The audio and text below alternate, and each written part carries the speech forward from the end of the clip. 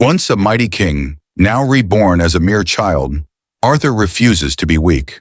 With a world of magic before him and a past life's wisdom in his mind, his journey to power begins, until one explosive moment threatens everything.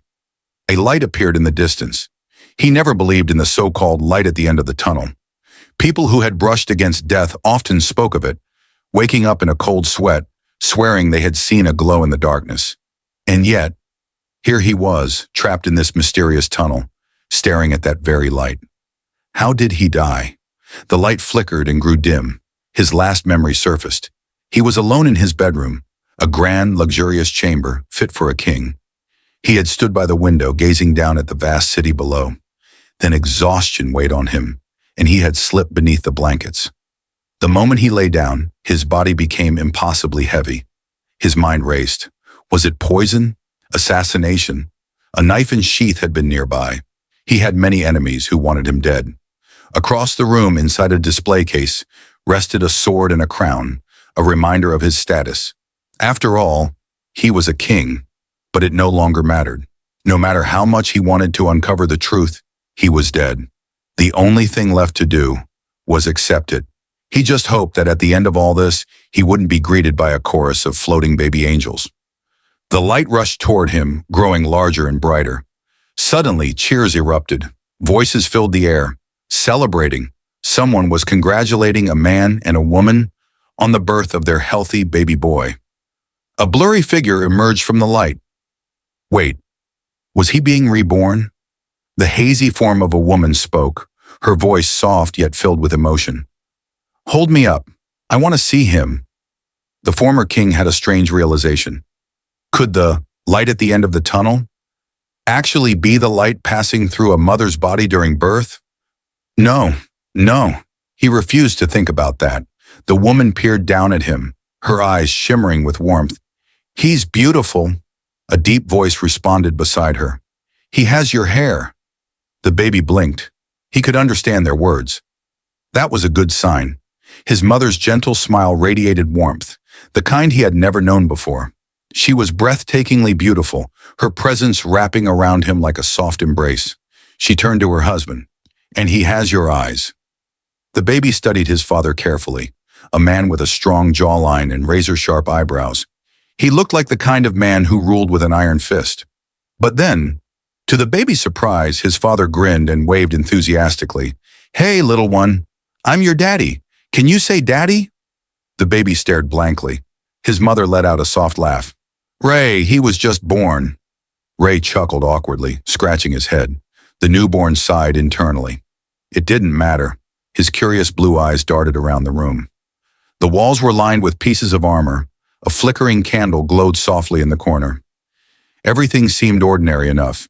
His mother, Alice, cradled him with careful hands.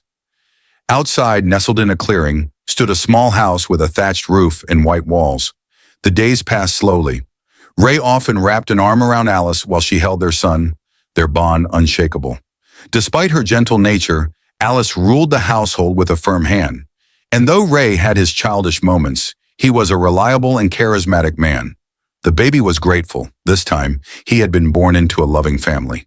But deep within, memories of his past life still lingered. A life filled with hardships and struggles. A life so cruel he wouldn't even wish it upon his worst enemies. He stretched out his tiny arms and legs, minimal control. Then, a green haze rose from the fabric around him, his face flushed red with horror.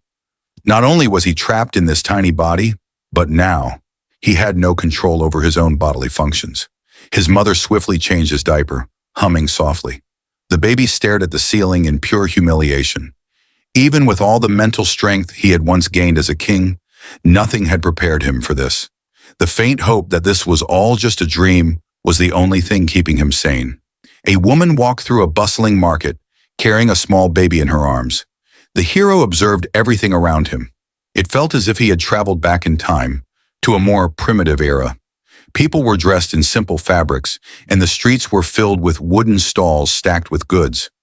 His sharp blue eyes darted around. Men carried massive swords at their sides.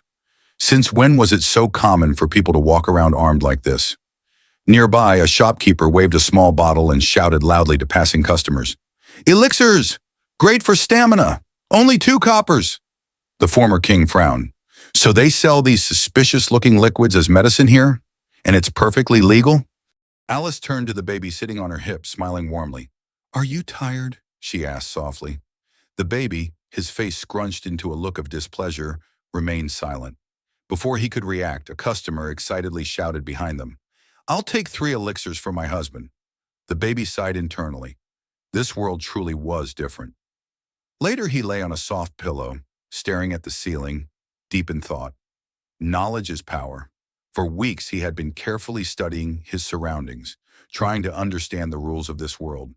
He had been a king after all. He knew how to analyze situations. His father, Ray, suddenly entered the room. His voice boomed with excitement. Daddy's home! How's my little guy? The baby turned his head. His instincts told him to be on guard. Then, without warning, Ray lifted him into the air and tossed him up. The baby's stomach lurched as the world spun around him. Ray! Alice shrieked. What if he falls? The baby, now feeling horribly seasick, groaned internally. His father laughed heartily, catching him with ease. Come on, it's fun. Fun? This frail little body disagrees. Ray held him up again, grinning. My father used to do this with me when I was a baby. Look, he's having fun. The baby, his face now turning purple, screamed in protest. Ray, still laughing, spun him around. Alice yelled at her husband, rushing forward, but it was too late. Bam! The baby's tiny foot hit the wall. Silence. Ray froze, eyes wide with fear. Alice slowly turned toward her husband, her expression darkening. Ray! Her voice was sweet, too sweet. Ray gulped, and just like that, he found himself sitting in the corner of the room, a few fresh bumps on his head, while Alice comforted their crying son. Alice gently placed her glowing palm on the baby's injured knee. Shh, it's okay, sweetheart. Let mommy fix you up. The baby stopped crying as soon as he saw it. A soft golden light shone from his mother's palm, and before his very eyes, the scrape on his knee disappeared. The baby stared in awe. Healing magic. Just when he thought he was starting to understand this world, something new threw him off completely. I knew nothing. In his past life, he had been a king. He had stood on massive stone walls, looking down at thousands of warriors. He had led armies, sitting atop a mechanical warhorse, raising his gleaming sword against metallic enemies. He had crushed his opponents, defeated world leaders, and won countless battles. And yet, despite all those grand achievements, he had never felt as proud as he did now. Because today, he could crawl. With newfound determination, the baby pushed himself forward, inch by inch. His parents watched in amazement. Alice's eyes sparkled with joy. Look at him go, Ray grinned. Make sure he doesn't hit his head on the corner. Bang! The baby face planted into a wooden shelf. Alice sighed. Ray, I told you to keep an eye on him. Ray scratched the back of his head. Yeah, I got it. Wait, where did he go? The baby, now sitting on the floor, stared at a mirror in front of him. For the first time, he got a clear look at his new face. Alice giggled. Arthur is looking at himself in the mirror. Arthur, his new name. Several months had passed, but he still wasn't used to it.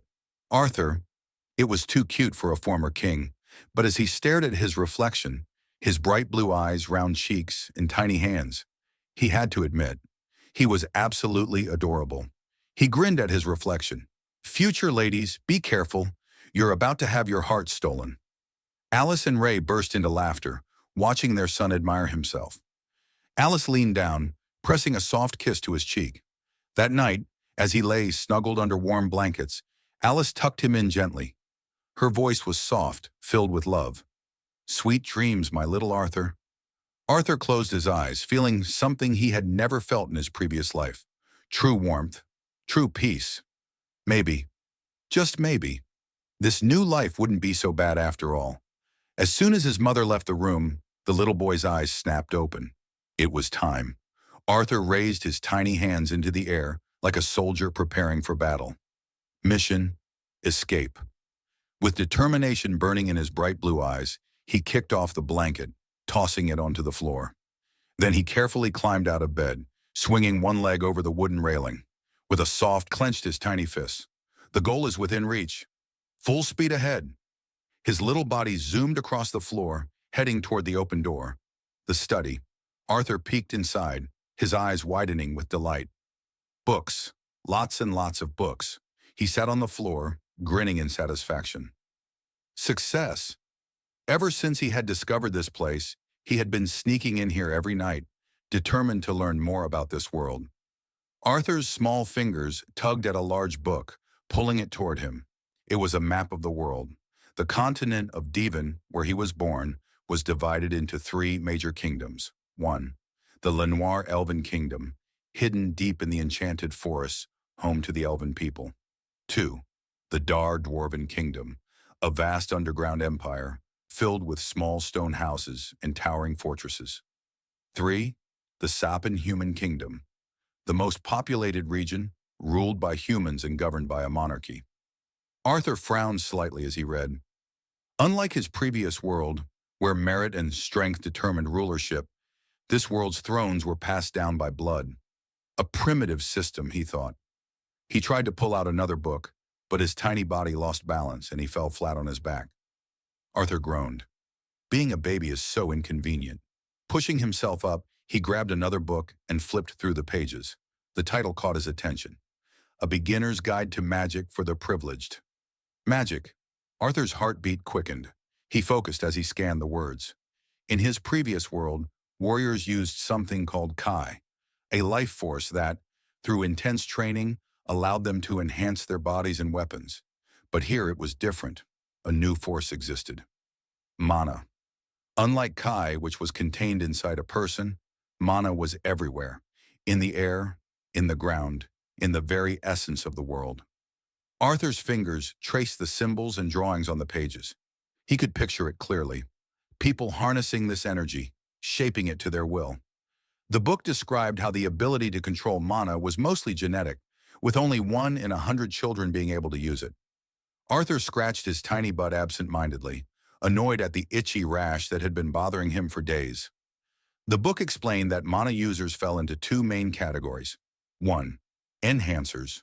They infused their bodies with mana, gaining superhuman strength, durability, and agility, but their attacks were limited in range. 2. Spellcasters. They projected mana into the environment, manipulating the elements to cast spells. However, they had to absorb and store mana in their cores before casting magic. Arthur's mind raced as he processed the information. His mother, Alice, was something even rarer, a deviant, more specifically, an emitter. He remembered how she had healed his wound with just the touch of her glowing palm, a rare type of mage, he thought, capable of using restorative magic. Arthur crossed his tiny arms, deep in thought. Magic. If he could master it, he could shape his destiny in this world. And so, his journey began. According to the book, mages awaken their powers sometime between early and late adolescence. Arthur touched his tiny chin thoughtfully. Their mana core? It sounded almost exactly like the Kai Center from his previous life. Back then, to form a Kai Center, children had to meditate and sense the energy fragments scattered within their bodies. Then, they would slowly gather them together into one place. Arthur nodded to himself. The logic was the same. Sitting in a meditative pose, he closed his eyes and focused. He stretched out his little hands, trying to sense the mana inside him. A faint light flickered in his mind. It was working. Arthur's tiny face lit up with excitement, until his mother suddenly grabbed him. Alice scooped him up, pressing him to her chest. With a warm smile, she sighed. "Here you are. You had me worried, sweetheart." Arthur blinked.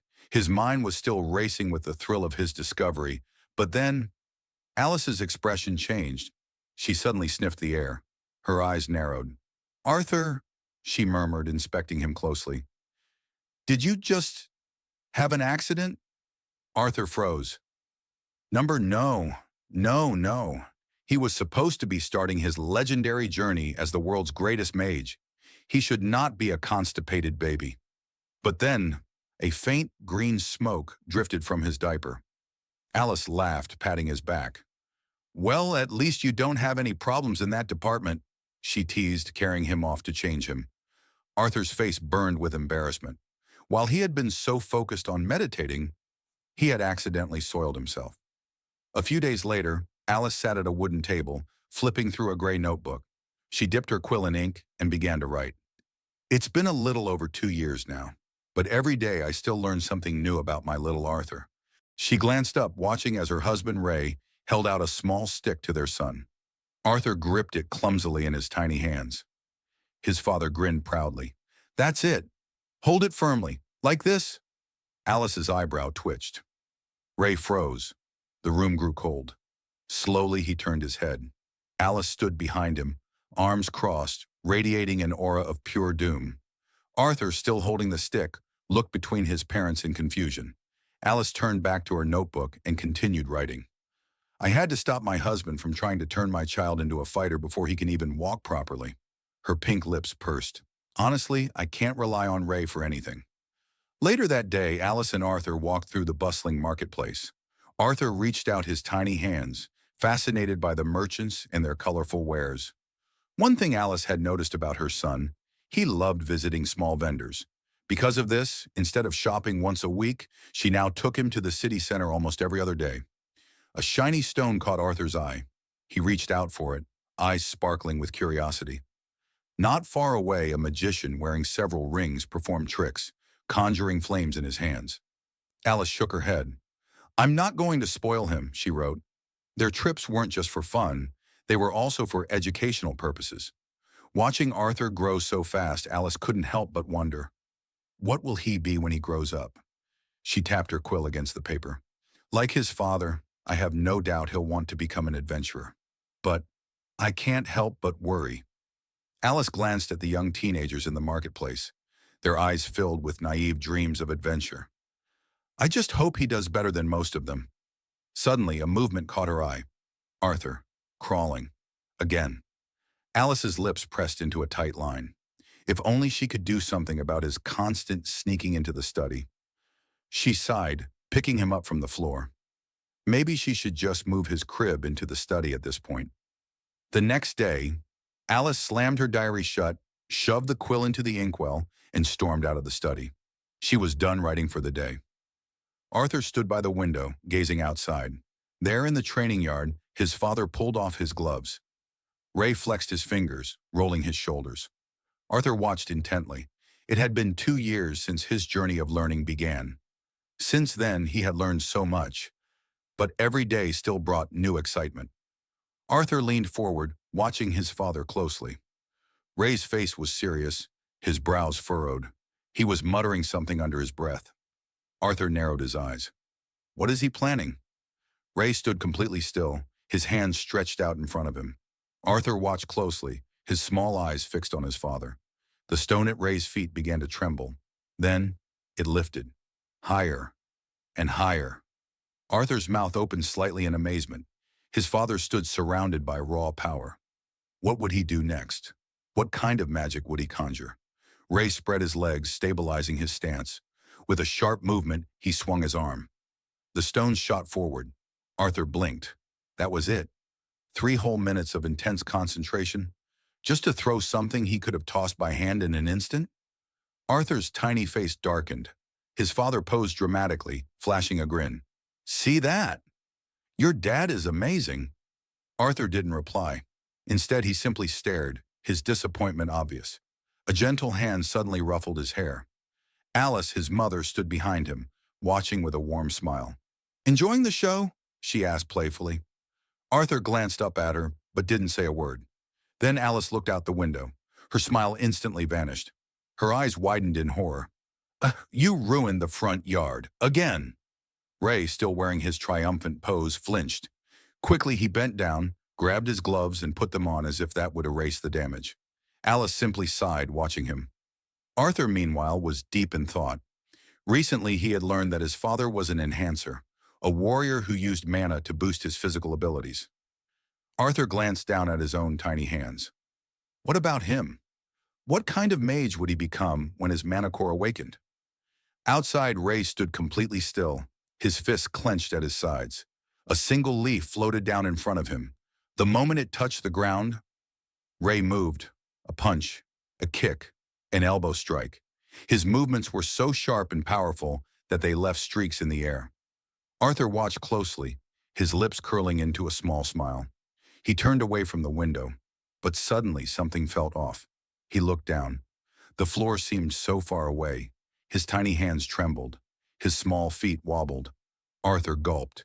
He was standing on a bench. How did he get up here? He knelt down slowly, trying to lower one leg carefully, but his legs were shaking too much. Panic filled his tiny chest. His heart pounded. Just then, a soft voice called his name. Alice. She walked up to him, her gentle gaze softening. She bent down and picked him up effortlessly. Arthur instantly relaxed in her arms, letting out a small breath. Alice kissed his forehead and smiled. Looks like someone needs a nap. Arthur snapped his head up. No, he pointed urgently toward the study. The books, he demanded. Alice chuckled. Not now, she said sweetly. It's bedtime. Arthur scowled. He had no choice. Time to activate his ultimate weapon, his biggest, most devastating attack. He pouted. His eyes shimmered, his lower lip trembled, and he gazed up at his mother with the most pitiful expression imaginable. Alice froze. Her eyes squeezed shut as if physically wounded. Her shoulders dropped. She let out a defeated sigh. Fine, she muttered. Just for a little while. Arthur beamed triumphantly. Alice groaned inwardly. She was a terrible mother. Boys his age should be running around playing, not begging to read books.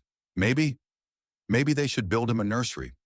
Inside the study, Arthur plopped down on the floor, flipping open a book. Alice smiled softly, watching him. Just then, a loud crash echoed through the house. Alice snapped her head up. He better not have cut down another tree. With a deep sigh, she turned toward the door. I'll be back soon, she told Arthur before stepping out. Arthur's gaze followed her until she disappeared. Then, he turned back to the book in front of him, his greatest achievement. Besides the knowledge he had gained, this was his biggest progress yet, his mana core. For the past 2 years, Arthur had been meticulously moving tens of thousands of tiny fragments of mana within him. A faint glow pulsed in his chest. Piece by piece, he had been drawing them toward his solar plexus, forming his mana core. Now, it was almost done. Arthur sat in meditation, his small face tense with focus, his lips pressed together. Now he understood why natural formation took until adolescence. It was an agonizingly slow process. Above the house, the sky was clear and blue. Arthur puffed out his cheeks, his tiny tongue sticking out in concentration. It was difficult, for both his mind and body. But these 2 years had not been wasted. The light in his chest grew brighter. Arthur grinned. Just a little more. Outside, Ray stood holding a broken tree trunk, looking guilty. Alice sighed, handing him a glass of water with a smile. High above them, birds soared through the sky. Back in the study, Arthur concentrated. Just one last piece left. The final fragment of mana drifted toward his core. Then, boom! A deafening explosion shook the house.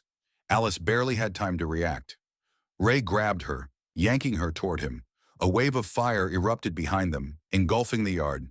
Ray shielded Alice, his back bracing against the shockwave. His eyes squeezed shut, his muscles tensed against the impact. The flames roared around them. The fire spread. Arthur's journey is just beginning, and you don't want to miss a second of it. Subscribe now and join the adventure as he rises from a child to a legend.